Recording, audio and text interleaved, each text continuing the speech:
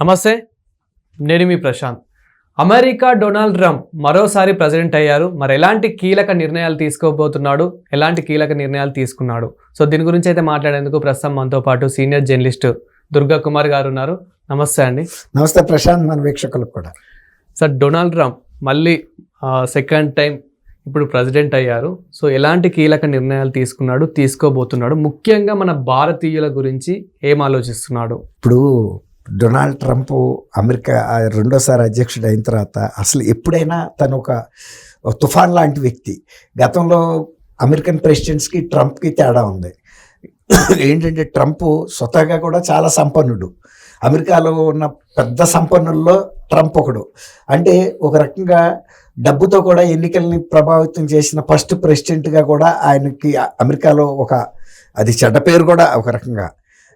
అంటే ఆ భారతదేశంలోనూ ఇతర కొన్ని దేశాల్లో ధన ప్రభావం ఉంటుంది, కానీ అమెరికా ప్రెసిడెన్షియల్ ఎలక్షన్లో ధన ప్రభావం అనేది అంతగా ఉండదు. ఇప్పుడు అలా చేయలేరు అనుకున్నారు, కానీ ట్రంప్ విషయంలో ఫస్ట్ టైం ఎలక్ట్ అయినప్పుడే అది వచ్చింది. ఇప్పుడు సెకండ్ టైం కూడా అయ్యాడు.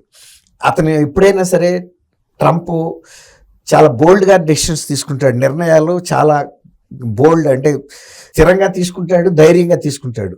ఆయన నిర్ణయాలు ఎప్పుడు కూడా అమెరికన్ ప్రభుత్వానికి, అమెరికన్ ప్రజలకి, అమెరికన్ వ్యాపారవేత్తలకి, అమెరికన్ ఆర్థిక వ్యవస్థకి అనుకూలంగా ఉండేటట్టు ఉంటాయి తప్ప అది ఇతర దేశాలకి, ఇతర ఖండాలకి, లేకపోతే ప్రపంచంలో ఉన్న ప్రపంచ ఆర్థిక వ్యవస్థకి ఎలాంటి ప్రభావం చూపిస్తుందన్నా కూడా దాన్ని ఆయన పట్టించుకునే రకం కానే కాదు. అవును. ముఖ్యంగా అమెరికా అంటేనే ఎక్కువ మంది అసలు విద్యార్థులు ఉండేది భారతదేశం, చైనా. ఈ రెండు దేశాల నుంచి ఎక్కువ మంది ఉంటారు. ఎక్కువ వీసాలు కూడా ఎక్కువ భారతదేశానికి ఇస్తారు. ఒక్కోసారి ఏడాదికి 2 లక్షల వీసాలు కూడా ఇస్తారు. అట్లాగే అక్కడ పాపులేషన్లో కూడా ఆల్మోస్ట్ 2% వరకు కూడా ఇవాళ ఇండియన్ పాపులేషన్ ఉందని అంటున్నారు. ఇండియన్ పాపులేషన్ త్వరితగతిన పెరుగుతూ ఉంది కాబట్టి అతను కొంత ఆ విషయం మీద ఆందోళన ఉంది.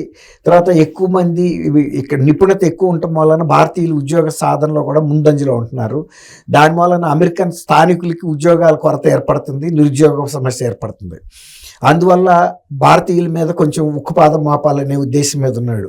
ఆయన వీసాలకు సంబంధించిన పరిమితులను చాలా టైటన్ చేశాడు, గట్టిగా, అంటే నిబంధనలని పటిష్టం చేశాడు. తర్వాత వీసాలు ఇవ్వటం ఉండదు. రెండోది గతంలో ఏంటంటే అమెరికన్ చట్ట ప్రకారం ఏ దేశస్తురాలైనా సరే అమెరికా గడ్డ మీద కనుక ప్రసవం జరిగితే పుట్టిన బిడ్డకి ఆటోమేటిక్గా బై డిఫాల్ట్ అమెరికన్ పౌరసత్వం అనేది వస్తుంది. అది ఇప్పుడు నుంచో కొన్ని శతాబ్దాల నుంచి అమెరికాలో ఉన్న చట్టం.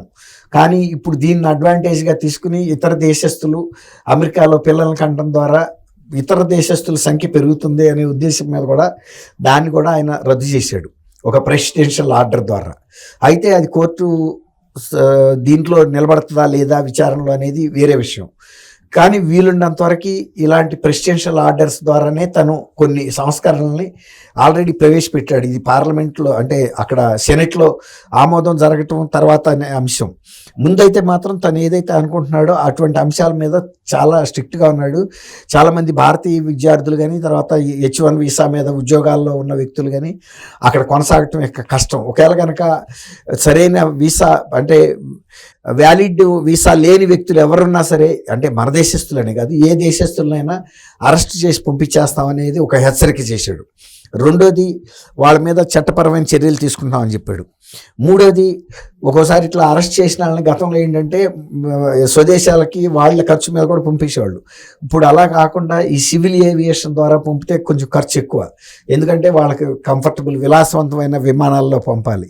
అట్లా కాకుండా మాస్ ట్రాన్స్పోర్టేషన్, అంటే మిలిటరీకి సంబంధించిన ఎయిర్ క్రాఫ్ట్లు అవి త్వరగా ప్రయాణిస్తాయి. తర్వాత ఇంత లగ్జరీ మెయింటెనెన్స్ ఉండదు. అది ఓన్లీ ఫ్యూయల్ పోసేసి బెంచీల్లాగా ఉంటాయి, దాంట్లో కూర్చోబెట్టేస్తారు వాళ్ళని, లేకపోతే కింద అయినా కూర్చోబెట్టేస్తారు. అక్కడ సైనికుల్ని ఎట్లా కూర్చోబెడతారు అట్లా.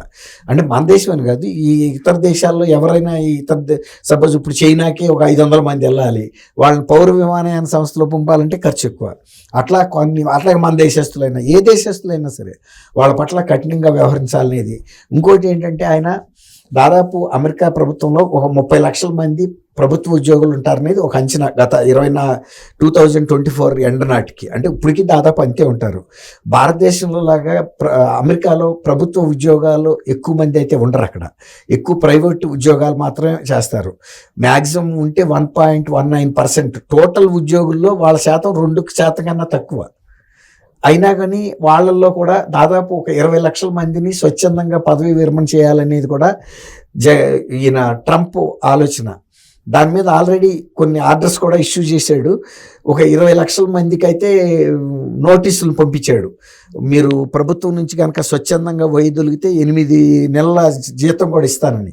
అంటే ఇప్పటికే కొంతమంది ఆలోచనలో ఉన్న వ్యక్తులు ఎవరైతే ఉంటారో ప్రభుత్వ ఉద్యోగం అనేది ఇప్పుడు మన ఇండియాలో లాగా ఒక క్రేజ్ అయితే ఉండదు అక్కడ. అవును. తర్వాత ఇంకోటి ఏంటంటే ఆల్మోస్ట్ ప్రైవేట్ ఉద్యోగాలు ఎంత అస్థిరమో ప్రభుత్వ ఉద్యోగాలు కూడా ఇంచుమించుగా అంతే. ఒక్కసారి జీవితంలో నేను గవర్నమెంట్ ఉద్యోగంలోకి వచ్చా కాబట్టి నా జీవితకాలం అంతా ఉంటానంటే ఉండలేరు. అలా కొంతమంది ఆలోచన చేస్తున్న వ్యక్తులు ఒక 15-20% మంది బహుశా ఈ అవకాశాన్ని ఉపయోగించుకుంటారని చెప్తున్నారు. దాన్ని బట్టి ఒక 15-20% మంది తగ్గే అవకాశం. ఇంకోటి ఏంటంటే మొన్న కోవిడ్ తర్వాత రిమోట్ వర్కింగ్ అంటే వర్క్ ఫ్రమ్ హోమ్ లాంటిది. అవును. వాళ్ళు ఆఫీసులకు రావాల్సిన అవసరం లేదు. అట్లా పనిచేస్తున్నారు కాబట్టి కొంతమంది ఏముందో ఇంట్లోనే ఉంటున్నాము, ఆ పనిలో పని ఇంట్లో పనులతో పాటు ఇది కూడా చేసుకుంటున్నాం అని. ఇప్పుడు ఆయన కొత్తగా ఆర్డర్ ఇచ్చాడు ఏంటంటే వారానికి 5 రోజులు ప్రభుత్వ కార్యాలయాలకు రావాలంటున్నాడు. ఇది కూడా కొంతమంది డిస్కరేజ్ అవుతారు. అంటే నేను చెప్పా కదా అక్కడ అంత గవర్నమెంట్ ఉద్యోగాలంటే క్రేజ్ ఉంటాం కానీ అలాంటిది ఏమి ఉండదు. అంటే ఇక్కడ మనకి ఇప్పుడు ఎవరైతే మన భారతీయులు స్టూడెంట్స్ ఉన్నారో, అదేవిధంగా ఇప్పుడు జాబ్ చేసే వాళ్ళు ఎవరైతే ఉన్నారో వాళ్ళ తల్లిదండ్రులు ఇక్కడ ఉన్న వాళ్ళు భయపడుతూ ఉన్నారు, ఇక్కడ పంపించేస్తారో మళ్ళీ ఇక్కడికి వచ్చేస్తారో. చెప్పా కదా వాళ్ళని స్ట్రిక్ట్ గా వీసాలన్నింటినీ స్క్రూటినీ చేయమంటున్నాడు. తర్వాత అక్కడ స్థిరపడటానికి గ్రీన్ కార్డులు ఇవ్వటానికి కూడా కొంచెం రిస్ట్రిక్ట్ చేశాడు. అట్లాగే సిటిజన్షిప్ ఇవ్వటానికి గ్రీన్ కార్డు అంటే సిటిజన్షిప్ అలా అనమాట. H1 బి వీసాలు కూడా రిస్ట్రిక్ట్ చేస్తున్నారు. అంటే లిబరల్గా ఇవ్వటం లేదు. ఎంతసేపు ఏదో ఒక కొర్రీ చూసి తర్వాత ఇళ్ళకి పంపించే అవకాశమే చూస్తున్నారు కానీ అక్కడ వీళ్ళని స్థిరపడేటట్టు చూడటం లేదు. స్థిరపడాలని ఎందుకంటే ఆ అమెరికన్ ఆర్థిక వ్యవస్థకి వీళ్ళు అడ్డంకిగా తయారయ్యారు. ఇప్పుడు ఇంకోటి ఏంటంటే ప్రభుత్వంలో కనుక అతను అన్నట్టు ఎక్కువ మంది కనుక వెళ్తే సంవత్సరానికి $10 బిలియన్ ఖర్చు ప్రభుత్వానికి తగ్గిపోతుంది. అంటే ప్రభుత్వ పాలనాపరమైన ఖర్చులు తగ్గించేసుకుంటున్నాడు అతను. ఇంకోటి ఏంటంటే అవుట్ సోర్సింగ్ తీసుకుంటారు. అట్లాంటప్పుడు ఈ గవర్నమెంట్లు చేయాల్సిన ఉద్యోగాలు వీళ్ళందరినీ కూడా అట్లా తగ్గించాలనే ఉద్దేశం మీద ఉన్నాడు. తర్వాత ఇంకోటి ఏంటంటే ఇది కనుక ఇదైతే ఒక $100 బిలియన్, సారీ నేను చెప్పింది $10 బిలియన్ కాదు, $100 బిలియన్. తర్వాత ఫెడరల్ నిధులని రుణాలని కూడా ఒక పక్కన ఆపేశాడు. ఇప్పుడు ఇది కూడా రిస్ట్రిక్ట్ చేయడంతో కొంచెం ఆర్థిక వ్యవస్థలో భారతదేశం వాళ్ళే కాదు ఈవెన్ అమెరికన్ లోకల్ సిటిజన్స్ కూడా కొంచెం ఇది అలార్మింగ్ గా ఉంది. అంటే అన్ని పక్కల నుంచి ఆర్థిక వ్యవస్థను బిగించేస్తున్నాడు. దానివల్ల వాళ్ళ ఆర్థిక వ్యవస్థ వాళ్ళ ఆర్థిక పరిస్థితులు కూడా దెబ్బతినే ఇది ఉన్నాయి. దీని ప్రభావం ఏంటంటే నాన్ ప్రాఫిట్ సంస్థల మీద కొన్ని గవర్నమెంట్ వీటి మీద అంటే ఈవెన్ ప్రైవేట్ ఆర్గనైజేషన్ మీద పడే అవకాశం ఉంది. అయితే వీళ్ళు ఏంటంటే ఎక్కువ మంది వీళ్ళు ఉన్నది దీన్ని బైఅవుట్ అంటారు అనమాట. అంటే ప్రభుత్వం కొంత లేఅవుట్ అంటేనేమో ప్రైవేట్ సెక్టర్లో ప్రకటించేది, ఇది గవర్నమెంట్ ప్రకటించేది బైఅవుట్. కొంతమంది ఉద్యోగస్తుల్ని స్వచ్ఛందంగా బలవంతంగానో ఇంటికి పంపించేయటం. అట్లాంటి పరిస్థితి ఇవాళ ఇతను తీసుకొస్తాం అనేది కొంత అమెరికన్ సొసైటీ కూడా కొంత షేక్ అవుతా ఉంది. 8 నెలల శాలరీ మాత్రం వాలంటరీగా రిటైర్ అయ్యేవాడికి ఇస్తారు. ఇది ఒక సదుపాయం అన్నమాట. తర్వాత ఇంకోటి ఏంటంటే వీళ్ళు దాదాపు అక్కడ గవర్నమెంట్ ఎంప్లాయీ అనేవాళ్ళు యావరేజ్ మీద వాళ్ళ లైఫ్ వర్కింగ్ స్పాన్ 12 years మాత్రమే అదనమాట. తర్వాత ఇప్పుడు ఇట్లా గవర్నమెంట్లో తీసేసేయటం వల్ల ఏమవుతుందంటే కొంతమంది ఫుడ్ ఇన్స్పెక్టర్లు, నీటి పరీక్షల విభాగం, అక్కడ క్వాలిటీ వాటర్ ఇవ్వటం అనేది చాలా ఇంపార్టెంట్. మనలాగా కాదు, అక్కడ ప్రతి సాట కూడా మీరు ఎక్కడైనా కూడా ఒక గ్లాస్లో ముంచుకుని అంటే వచ్చే వాటర్ని తాగొచ్చు, అంత ప్యూరిటీ ఉంటుంది. ఎంత మీరు రిమోట్ విలేజ్లోకి వెళ్ళినా కూడా. తర్వాత వైమానిక రంగానికి సంబంధించిన దాంట్లోనూ నిత్యావసర వస్తువుల రక్షణకు సంబంధించినటువంటి విభాగాల్లోనే ఎక్కువ కొంచెం గవర్నమెంట్ ప్రమేయం ఉంటుంది, ఉద్యోగులు ఉంటారు. ఇప్పుడు దీని మూలన ఈ శాఖల్లో ఉద్యోగుల సంఖ్య తగ్గొచ్చు. దానివల్ల ఏమవుతుంది, క్వాలిటీ ఆఫ్ వాటర్లో కొంత డౌట్. ఫుడ్ క్వాలిటీ ఇన్స్పెక్టర్లు సీనియర్స్ దొరకరు ఇప్పుడు, వీళ్ళంతా కనుక వెళ్ళిపోతే. అట్లా కొన్ని సెక్టర్స్ మీద ఈ ప్రభావం చూపిస్తుంది అనేది ప్రభుత్వ ఉద్యోగులు లేకపోవటం అనేది. కాబట్టి ఇవన్నీ కూడా ఒక 30 లక్షల మందిలో కనీసం అతను నేను అనుకోవటం ఒక 10 లక్షల మందిని పంపటానికైనా ఒక కృషి అయితే చేస్తాడు. నెట్గా ఒక 20 లక్షల మంది మిగులుతారు ఆయనకి. ఒక $100 బిలియన్ అంటే చిన్న అంశం ఏం కాదు. అమెరికన్ ప్రభుత్వానికి అది కొంచెం ఒక సైజబుల్ అమౌంటే.